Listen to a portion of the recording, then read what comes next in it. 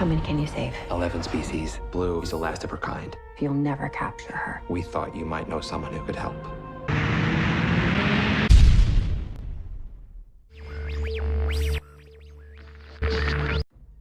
Jurassic World: The Fallen Kingdom launched in the UK yesterday, and I was there for its first showing at my local cinema.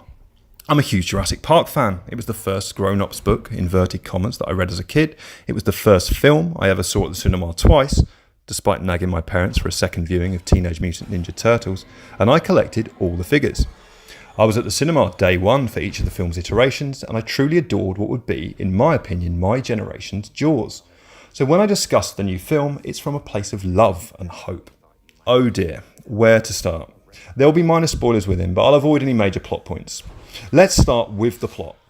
It's an incoherent mess for the most part. Dinosaurs are left on the island after the park self-destructs in the film's predecessor. Imminent volcanic eruption is going to wipe them out. American courts decide that it's God's will, of course they do, to make them extinct rather than protect them. So a charity headed by Claire from the first film, with funding from John Hammond's old buddy, set off to rescue them. Only, gotcha, the baddies within this organisation want to sell off the dinos to the highest bidder, and for reasons that will become clear, they want Blue the most. It's at this point when my first major issue with the film arises. For the most part, it isn't set on the island at all.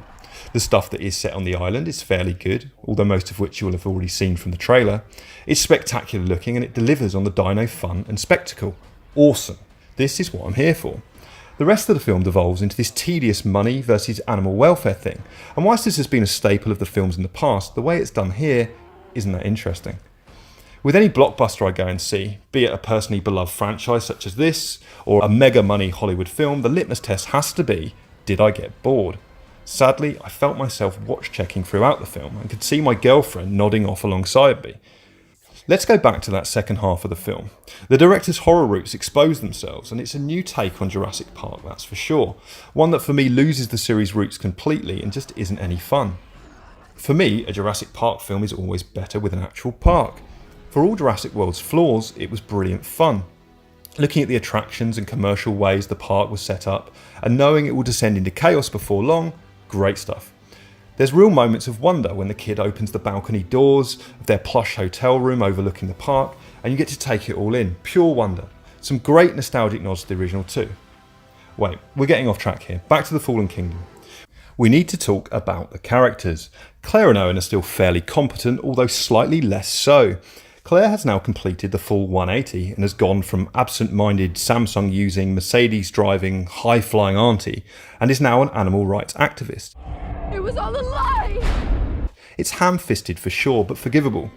Owen is still a man's man with some humour and self-awareness. They both work fairly well. The two kids from the predecessor are absent, which is a slight shame as I enjoyed their performances in the original.